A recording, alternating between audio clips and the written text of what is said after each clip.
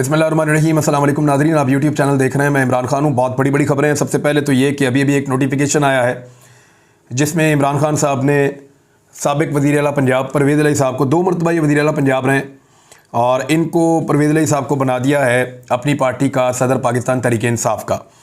मैं अभी इसके बारे में कुछ कहूँगा नहीं, क्योंकि इस वक्त पाकिस्तान तहरीक इंसाफ जो है उसकी पॉपुलैरिटी बहुत ज़्यादा है पाकिस्तान में, और इस वक्त इमरान खान साहब इलेक्शन जीतने जा रहे हैं और उन्हें लगता है कि वो इलेक्शन हारेंगे नहीं। और बात भी ठीक है, कहीं पे भी इलेक्शन करवा लें। पीडीएम की जमातें इसीलिए भाग रही हैं कि इमरान खान साहब इलेक्शन हर हाल में जीत रहे हैं।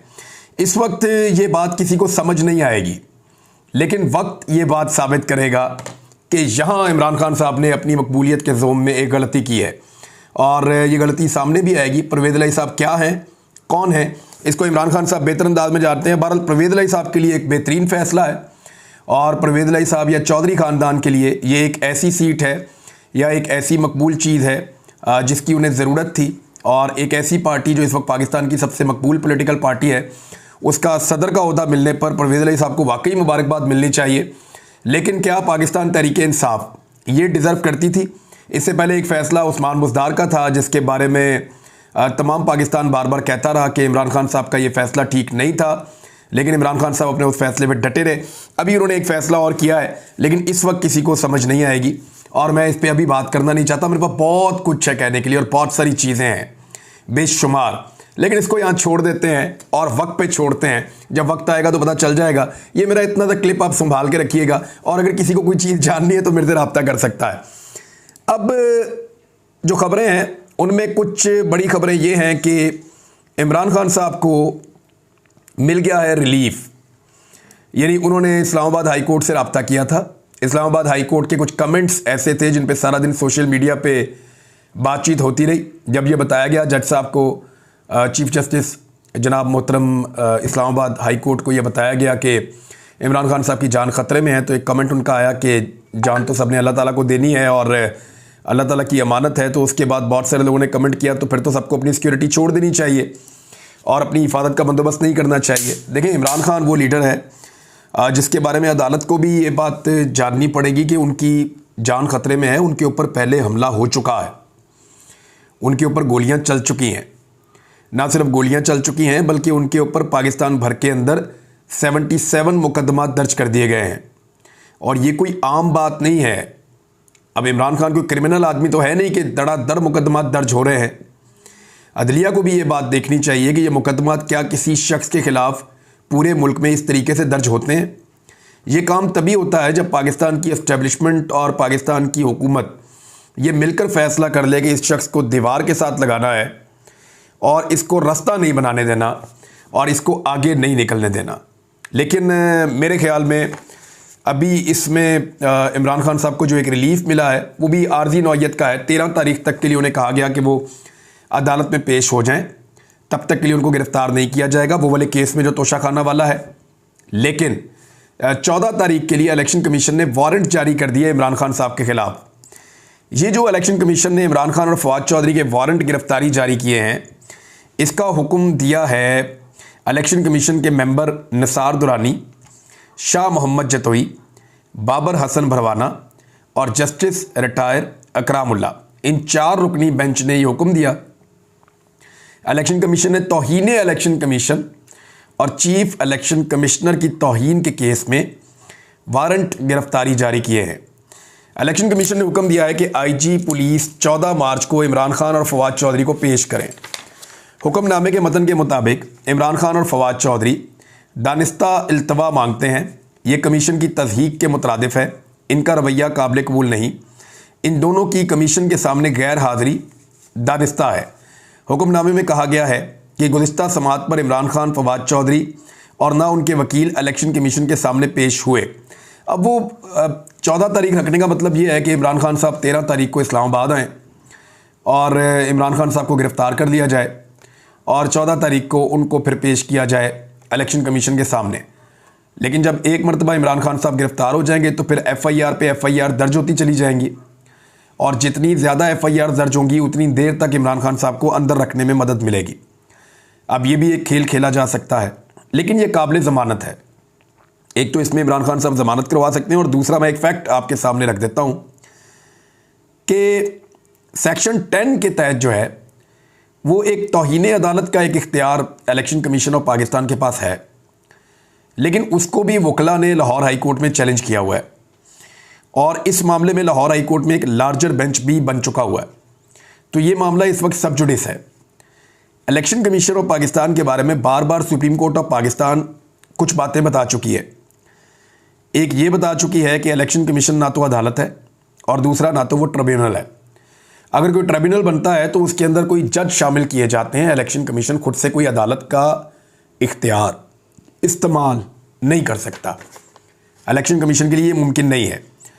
और अभी एक जिसमें इमरान खान साहब को तोशाखाना केस में नाअहल करार दिया था, जस्टिस जनाब शाहिद करीम साहब का एक फ़ैसला आया है कि इलेक्शन कमीशन नाअहल भी नहीं कर सकता, उसके पास ये इख्तियार भी नहीं है। ये इख्तियारात अदालतों के पास हैं। इलेक्शन कमीशन सिर्फ मामलात को रेफ़र कर सकता है। इस पर फवाद चौधरी साहब ने रद्द-ए-अमल दिया और उन्होंने कहा कि इलेक्शन कमीशन का आर्डर लाहौर हाई कोर्ट के लिए अहकामात की खिलाफ वर्जी है। इलेक्शन कमीशन को तौहीन अदालत में हाई कोर्ट में तलब करवाएंगे। अब आज जब इलेक्शन कमीशन इकट्ठा हुआ तो ऐसा लग रहा था कि वो पंजाब के इंतखाबात का शेड्यूल जारी करेंगे, लेकिन अभी तक जब मैं ये वीलॉग रिकॉर्ड कर रहा हूं, इंतखाबात का शेड्यूल जारी नहीं किया गया। ख़ुसूसन पंजाब के इंतखाबात का शेड्यूल जारी किया जाना था, 54 दिन बाकी रह गए हैं। 54 दिन का स्केड्यूल होता है, वो जारी नहीं किया गया, बल्कि जारी क्या किया गया, वारंट गिरफ्तारी। इससे आप अंदाज़ा कर सकते हैं कि पाकिस्तान के ताकतवर हल्के इलेक्शन से कितने खौफजदा हैं, और अभी तक उनका इंतखाबात करवाने का किसी किस्म का इरादा दिखाई नहीं देता। वो कुछ भी करेंगे, पाकिस्तान को इंतखाबात के अंदर नहीं जाने देंगे। दूसरी जानिब जो सर्वेज नए आए हैं उन्होंने भी टलियां खड़का दी हैं और परेशानी पैदा कर दी है। इमरान खान ने डोमिनेट किया है गैलप सर्वे के मुताबिक तमाम पाकिस्तान के लीडर्स को डबल की कैपेसिटी के साथ, यानी जिन लीडर्स के बारे में पाकिस्तानियों की बेहतर राय है उनमें नंबर 1 पे इमरान खान साहब हैं, जिनके बारे में 61% पाकिस्तानियों की राय है। लेकिन जब आप इंतखाबात में जाएंगे तो ये कन्वर्ट हो जाएगी 2/3 मेजॉरिटी से ज़्यादा, इसलिए कि हर जगह पे ऐसी राय है। और हर इलेक्शन में अगर वो यूँ जीतते चले जाएंगे, हर हल्के के अंदर ये राय आएगी, तो इमरान खान साहब सारे हल्के जीतते चले जाएंगे। क्लीन स्वीप वाली एक पोजीशन बनी हुई है जिससे सब डरे हुए हैं, सहमे हुए हैं। जरदारी साहब तशरीफ़ लेकर गए विहाड़ी। हम ये समझे कि विहाड़ी के अंदर बहुत बड़े इजलास होंगे, बहुत सारे लोग मिलने के लिए आएंगे, तो जो इंपॉर्टेंट लोग हैं चंद जरदारी साहब के अपने लोगों के अलावा वो उनको मिलने भी नहीं आए। बल्कि इस मौका पर पाकिस्तान पीपल्स पार्टी के लोगों ने कुछ ने परवेज़ इलाही के साथ हाथ मिला लिया कि आप जा रहे हैं पीटीए के सदर बनने, हमें अपने साथ रख लें आप, और हम आपके साथ शामिल हो जाते हैं और हमें वहां से पीपल्स पार्टी से हमारी जान छुड़वा दें। अब जरदारी साहब का यह वक्त आ गया है कि जब वो जनूबी पंजाब में आते हैं तो जनूबी पंजाब से पीपल्स पार्टी के लोग छोड़कर पाकिस्तान तहरीक इंसाफ में शमूलियत इख्तियार कर रहे होते हैं। ये आसिफ अली जरदारी साहब की बदकिस्मती है। 200-300 लोगों से उन्होंने खिताब किया बमुश्किल, और गुस्सा उनके खिताब के अंदर नज़र आ रहा था। बड़ी फ्रस्ट्रेशन है जरदारी साहब को, क्योंकि हालात उनके लिए भी बहुत पतले हो गए। उन्हें लग रहा था कि शायद सारी गालियाँ PMLN को पड़ेंगी, लेकिन लोग आसिफ अली जरदारी को बराबर का जिम्मेदार समझते हैं। नवाज शरीफ की मकबूलियत 36 है, बिलावल की भी 36 है, यानी ये हालत हो गई कि बिलावल और नवाज शरीफ एक बराबर आ गए, बाकी सारे इसके बाद नीचे आते हैं। फजलुर रहमान साहब तो बहुत ही कम है, इमरान खान साहब से आधे भी नहीं है। तो इस वक्त ये एक गैलप सर्वे हुआ है पाकिस्तान में, और इसके नताइज भी बाकी सर्वे से मिलते जुलते हैं कि ज़्यादा पाकिस्तानी ये समझते हैं कि PDM की हुकूमत महंगाई के लिए ज़िम्मेदार है, बहुत थोड़े इमरान खान को ज़िम्मेदार समझते हैं। ज़्यादा पाकिस्तानी ये समझते हैं कि इंतखाबात में जाना चाहिए फौरी तौर पे, बहुत कम ये समझते हैं कि अभी इंतखाबात ना करवाए जाएं। तो ज़्यादा पाकिस्तानियों का मतलब ये है कि जमहूरियत है ना पाकिस्तान में, तो जमहूर की आवाज़ सुनी जाए तो पाकिस्तान में इंतखाबात होने चाहिए। कामरान खान साहब ने एक खबर दी, उस खबर के मुताबिक आर्मी चीफ जनाब आसिम मुनीर साहब ने मुलाकात की है पाकिस्तान के टॉप बिजनेस कम्युनिटी के लोगों से। अच्छा, इसमें एक बात याद रखिएगा कि बाज़ औक़ात बिजनेस कम्युनिटी के लोग खुद चाहते हैं कि वो आर्मी चीफ से मिले। वजह यह है कि पाकिस्तान के अंदर सारे सियाह सफ़ेद के मालिक ही पाकिस्तान के ये इदारे होते हैं, ताकतवर लोग होते हैं, एस्टेब्लिशमेंट होती है, या ख़ास तौर पे आर्मी चीफ सबसे इंपॉर्टेंट आदमी होता है। तो लोगों का कॉन्फिडेंस जब ख़राब हो जाता है या लोगों को लगता है कि हालात बहुत बिगड़ रहे हैं, तो वो चाहते हैं कि तगड़ा बंदा आके हमें जवाब दे। वज़ीर आज़म को तो समझते ही कुछ नहीं पाकिस्तान में, और ना कभी वज़ीर आज़म को वज़ीर आज़म बनने दिया गया है। जनरल बाजवा ने भी जब शुरुआत की थी और आगाज़ किया था अपनी इस किस्म की एक्टिविटीज़ का, तो जनरल बाजवा पहले जाकर बिजनेस कम्युनिटी से मिला करते थे। जनरल याया ने भी बिजनेस कम्युनिटी के साथ मुलाकातें की थी, जिसपे उस दौर में भी खबरें छपी थी, और सब लोग ऐसे ही करते हैं। लेकिन जनरल आसिम मुनीर साहब ने जो मुलाकात की उसके अंदर कुछ इंकशाफात हैं जो कामरान खान साहब ने किए। उन्होंने कहा कि जनरल साहब ने ये पैगाम भिजवाया सदर पाकिस्तान के ज़रिए से इमरान खान साहब को कि शहबाज शरीफ साहब से आपकी मुलाकात करवा देते हैं, और दूसरी जानिब इमरान खान साहब की जानिब से पैगाम आया कि नहीं जी आप मिल लें मेरे से। तो उन्होंने कहा जी मैं नहीं मिलता और मैं सियासी मामलात में नहीं आता।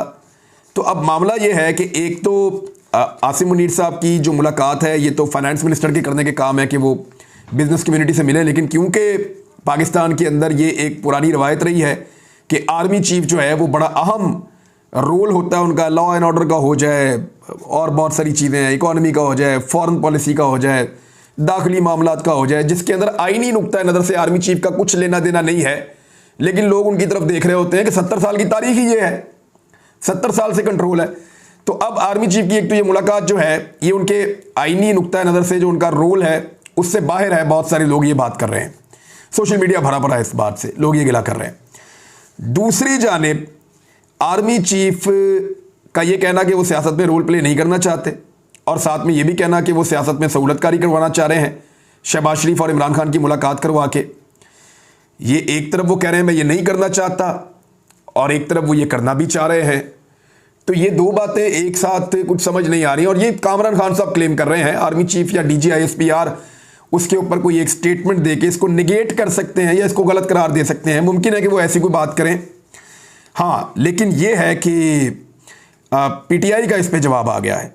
इस पे फवाद चौधरी साहब का रिएक्शन ये है कि chairman Imran Khan has never made any request to meet army chief और एनी ऑफ हिज रिप्रेजेंटेटिव्स।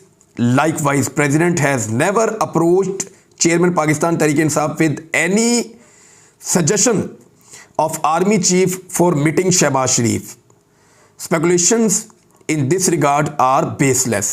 अच्छा, वो ये कह रहे हैं कि ये अफवाहें हैं जो उड़ाई जा रही हैं और ये बेबुनियाद अफवाहें हैं।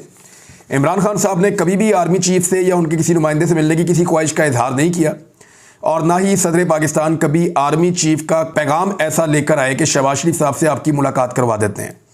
और अगर दो पॉलिटिकल लोगों ने मिलना है तो उसमें आर्मी चीफ का क्या काम? यानी शहबाज शरीफ ने अगर मुलाकात करनी है तो परवेज़ खटक साहब जाके मिल सकते हैं, या पार्टी का कोई और बंदा जाके मिल सकता है, या शहबाज शरीफ साहब एक टीम बना सकते हैं, PTI टीम बना सकती है, मिल सकते हैं। अब पॉलिटिकल पार्टीज़ का काम है, वो आपस में मिलकर मामलात को तय भी कर सकते हैं। इमरान खान साहब का प्रॉब्लम तो सिर्फ ये है ना, वो कहते हैं मैं NRO नहीं दूंगा। वो ये कहते हैं कि करप्शन के केसेस के ऊपर बात ना करो मेरे साथ, बाकी सारी चीज़ों के ऊपर मेरे साथ बात कर लो। अब NRO ना देने की बात इमरान खान साहब करते हैं। स्पेसिफिकली जो PMLN और पीपल्स पार्टी के लोग हैं उनके खिलाफ वो ये बात करते हैं कि उनको NRO मैं नहीं दूंगा।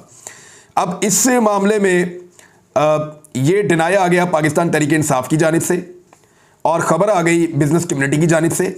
लेकिन जो मेन फरीक हैं जिनसे ये बयान मंसूब है वो पाकिस्तान के आर्मी चीफ हैं। अब देखते ये हैं कि DG ISPR इसके ऊपर क्या स्टेटमेंट जारी करते हैं और क्या ऐसी कोई बात हुई है या नहीं हुई। वो कोई सियासी रोल प्ले करना चाहते हैं या वो सियासी रोल प्ले नहीं करना चाहते। दूसरी जानिब एक और बड़ी इंपॉर्टेंट खबर यह है कि इंसदाद दहशतगर्दी की अदालत ने वज़ीर दाखिला के नाकाबिल ज़मानत वारंट गिरफ्तारी जारी कर दिए हैं।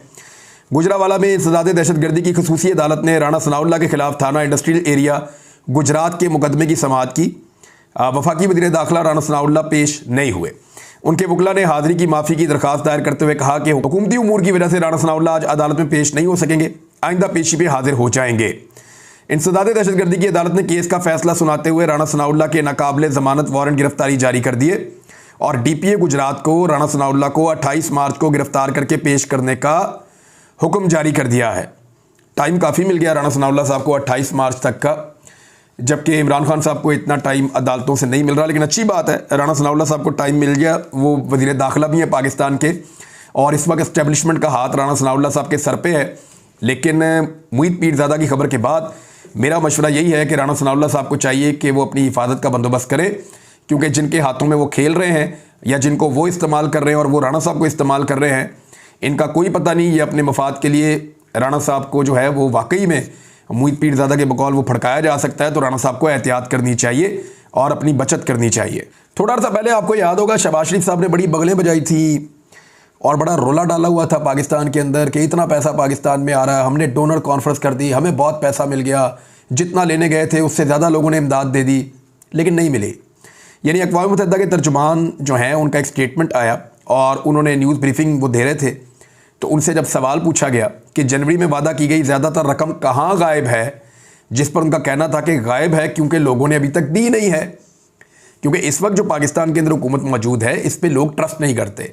एक तो मैंने आपको पहले बताया था कि जो रकम वादा की गई थी उसमें ज़्यादातर रकम कर्जा थी, वो कर्जे की मद में दी जा रही थी और प्रोजेक्ट्स की मद में दी जा रही थी कि कर्जा भी दिया जाएगा, वो प्रोजेक्ट्स होंगे जो वही मुल्क अप्रूव करेंगे और उन्हीं के ज़रिए से आकर वो पैसा पाकिस्तान में लगेगा। दूसरी जानिब जो बाकी इमदाद थी वो भी प्रोजेक्ट की मद में थी। अब उसमें से ज़्यादातर मुल्क जो है उन्होंने अनाउंसमेंट तो कर दी, बिल्कुल वैसे ही जैसे पाकिस्तान के सियासतदान अवाम को बहुत कुछ देने के लिए अनाउंसमेंट करते हैं लेकिन बाद में वादे पूरे नहीं करते।